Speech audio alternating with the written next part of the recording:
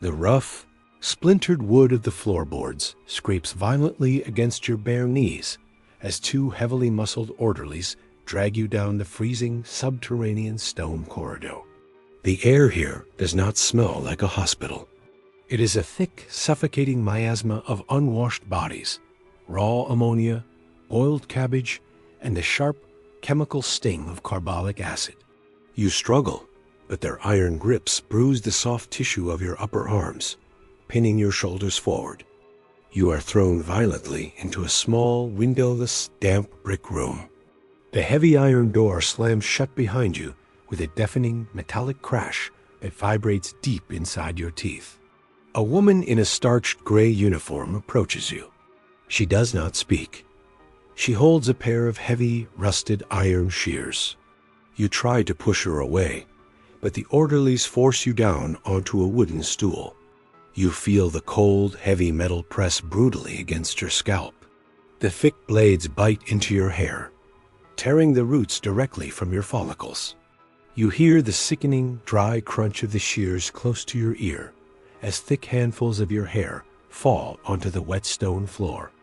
Your clothes, your expensive silk dress, your corsets, the physical proof of your identity, are ripped from your body and thrown into a pile to be incinerated. You are shivering violently, completely naked in the freezing draft. You look up, terrified, as a tall man in a dark, impeccably tailored suit steps into the flickering gaslight.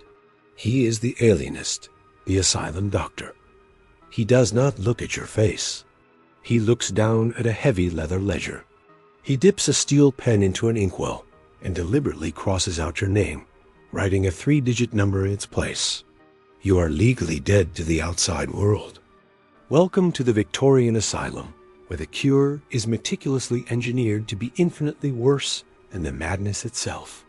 If you have the iron stomach to endure the psychological collapse of the 19th century, hit the like button now.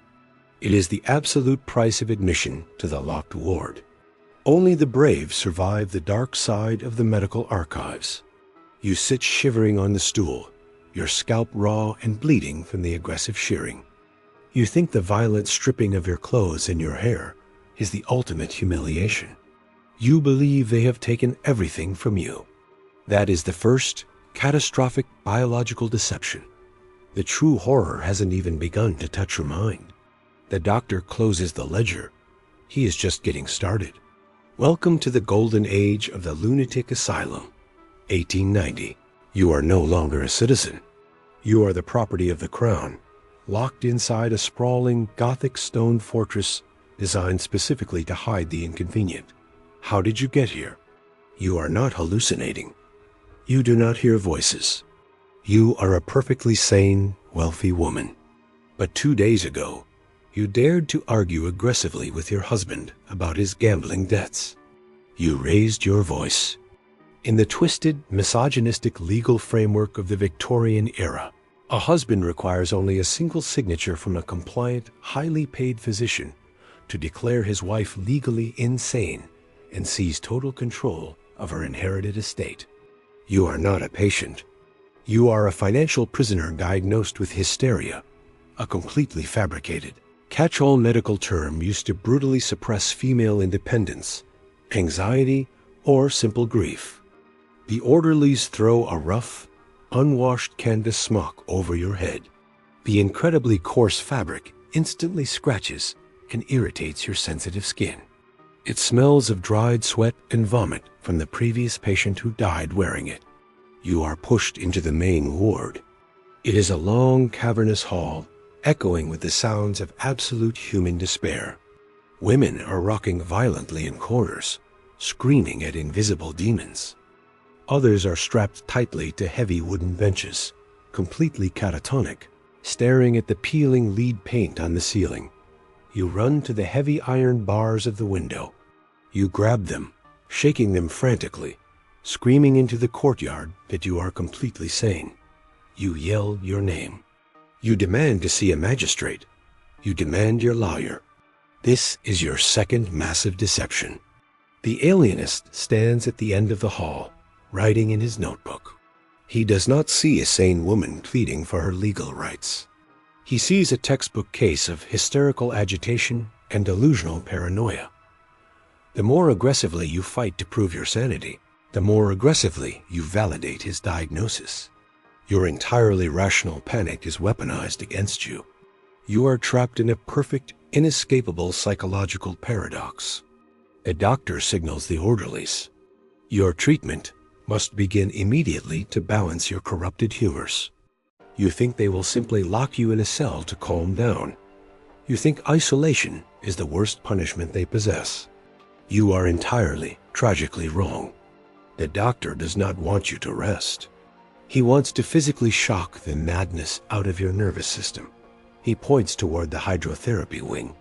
The orderlies drag you down a dark, dripping stairwell into the basement.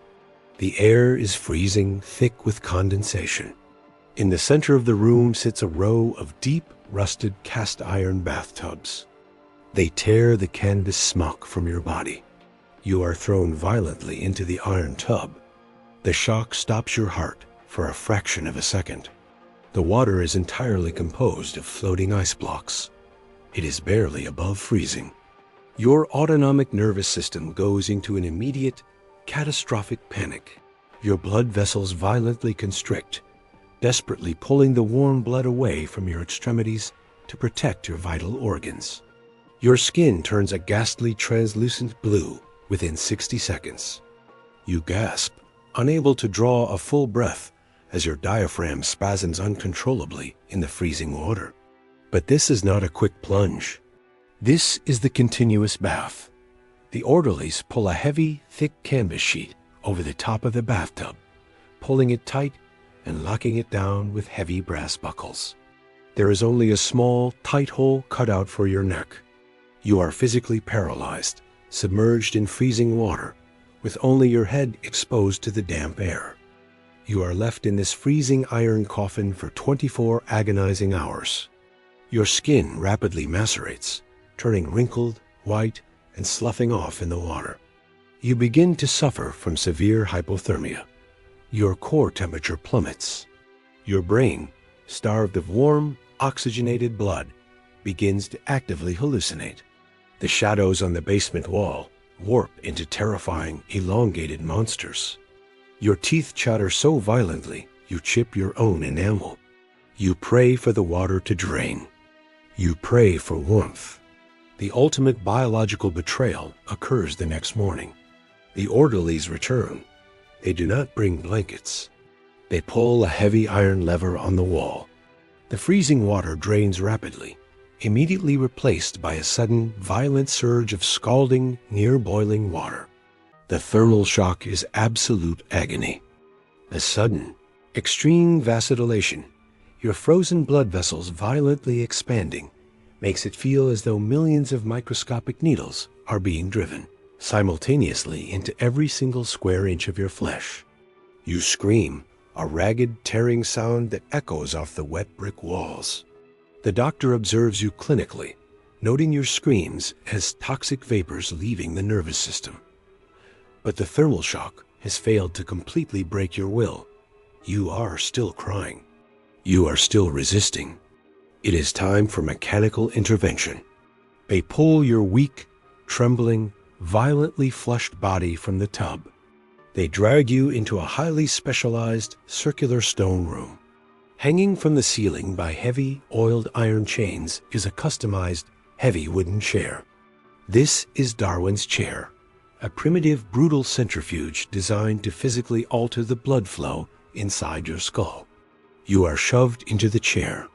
Thick, heavy leather straps are buckled tightly across your chest, your thighs, your ankles, and your forehead, locking your skull completely flush against the wooden headrest. You cannot move a single millimeter. Two massive orderlies grab the iron handles on the sides of the chair. They begin to spin you. The rotation starts slowly, then aggressively accelerates. Within 30 seconds, you are spinning at over 100 revolutions per minute. The physics of the centrifuge begin to physically tear your biology apart.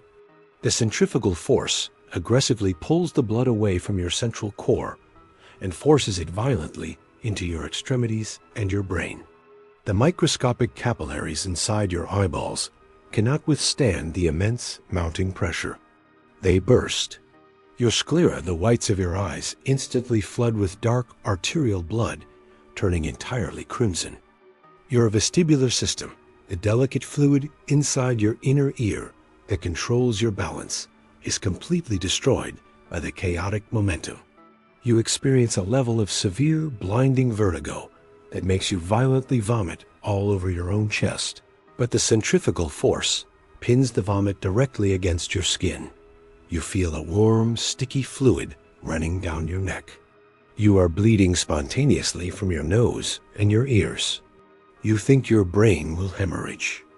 You think the physical pressure inside your skull will simply kill you, granting you the sweet mercy of the dark. This is the ultimate head fake. The spinning violently stops. The sudden deceleration is worse than the momentum. The room spins in a chaotic, blurring vortex of gray stone and gaslight.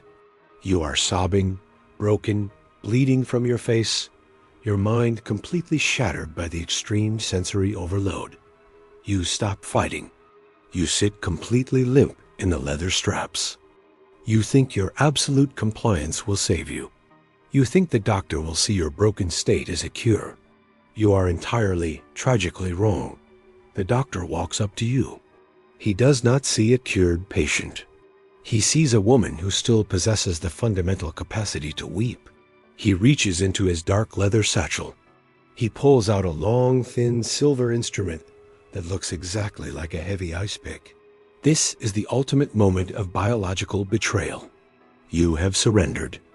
You have given the system your dignity, your identity, and your physical strength. But the Victorian alienist does not want your surrender. He wants to surgically guarantee your permanent silence. The doctor stands over you in the flickering gaslight. You are still strapped tightly into the wooden chair, your head locked rigidly against the board. He takes the cold silver spike and holds it directly in front of your blood-filled, terrified eyes. In the late 1890s, the primitive foundations of psychosurgery are being laid in the darkest corners of these asylums. Long before the term lobotomy is officially coined, rogue surgeons are experimenting with transorbital interventions, violently severing the neurological pathways of the frontal lobe to permanently cure hysteria. He does not administer ether. He does not administer chloroform. He requires you to be entirely awake to observe the immediate behavioral changes. He places his heavy, unwashed thumb roughly against your upper eyelid, pulling it aggressively upward and backward, completely exposing the top of your eyeball.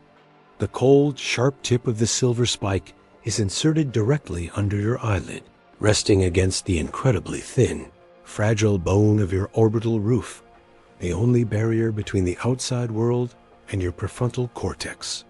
You cannot scream. The sheer, overwhelming terror has completely paralyzed your vocal cords. He raises a small, heavy wooden mallet in his right hand. Tap. The sound echoes inside your own skull. You feel the sharp, agonizing pressure against the bone behind your eye. It feels like a localized, explosive migraine. Tap. Tap. The thin bone fractures with a sickening, wet crunch. The silver spike slides smoothly and effortlessly directly into the soft, gray matter of your frontal lobe. You taste a sudden, overwhelming rush of cold, metallic copper in the back of your throat as the blood drains down your nasal cavity. He doesn't just insert the spike. He begins to violently swish it back and forth. He is physically slicing through the delicate, microscopic white matter tracts connecting your prefrontal cortex to the rest of your brain. He is actively, manually severing your personality, your memories, your anxiety, and your very soul. You do not feel the pain in your brain tissue because the brain has no pain receptors. But you feel a sudden, terrifying, absolute coldness spreading behind your eyes. The panic instantly vanishes. The fear vanishes. The memories of your husband, your home, your name may dissolve into a thick, gray fog. The doctor pulls the bloody spike out of your eye socket. He wipes it on his apron. The procedure is over in less than 2 minutes. The physical torture has completely stopped. You think you are finally at peace. But the true tragedy isn't the physical brain damage. It is what you have just become. You are no longer a human being. You are a biological shell, a breathing, blinking ghost entirely trapped inside your own ruined anatomy. The orderlies unbuckle the heavy leather straps. You do not fight them. You do not move. You simply sit in the chair, staring blankly at the damp stone wall, a thin line of saliva drooling from the corner of your slack mouth. The doctor makes a final, triumphant note in his heavy leather ledger. Patient 402, cured of hysteria. Highly compliant. The system has won. You will spend the next 40 years of your life sitting in a dark, cold corner of the asylum, entirely apathetic, staring at the floor until your organs finally fail. You were entirely sane when you walked through the iron doors, and the medical establishment mathematically, systematically dismantled your brain to ensure you never spoke again. We look back at the 1890s, and we shudder at the absolute barbarism of the ice pick, the freezing baths, and the spinning chairs. We feel incredibly secure in our modern, brightly lit psychiatric wards. We view the Victorian alienists as primitive butchers. But the physiological reality of human powerlessness has never stopped grinding. We no longer use rusted iron spikes through the eye socket, but we chemically straitjacket patients with incredibly heavy, mind-numbing doses of modern antipsychotics, locking them in sterile, white, windowless rooms until they become docile, compliant, and completely silent. We still use the threat of institutionalization to control the vulnerable. We still use modern diagnostic manuals to label, categorize, and sedate the people who do not perfectly fit into the rigid machinery of society. The stone walls have been painted white, and the iron chains have been replaced by invisible chemical bonds, but the ultimate, terrifying goal of the system remains exactly the same: total compliance. If you were locked inside the freezing stone walls of a Victorian asylum right now, fully sane, but completely unable to prove it, what would you choose? Would you fight the orderlies every single day, enduring the spinning chairs and the boiling water until your body finally broke? Or would you quietly close your eyes and pray for the silver spike to take the terror away? Answer carefully. The history of dark medicine is written entirely in the horrifying choices we are forced to make when our minds become the property of the state. Make your psychological dilemma known in the comments below. The archivista is logging your answers, and the alienist is still sharpening his tools. But what exactly happened to the bodies of the patients who simply didn't survive the freezing baths or the surgical table? Their nightmare absolutely did not end when their hearts stopped beating. In the Victorian era, a fresh corpse was the most valuable, highly sought-after currency in the city. Click the video on your screen right now to enter the grim, dirt-caked world of the Victorian resurrection men, the grave robbers who stole the dead to feed the elite medical schools, and I'll see you in the archives.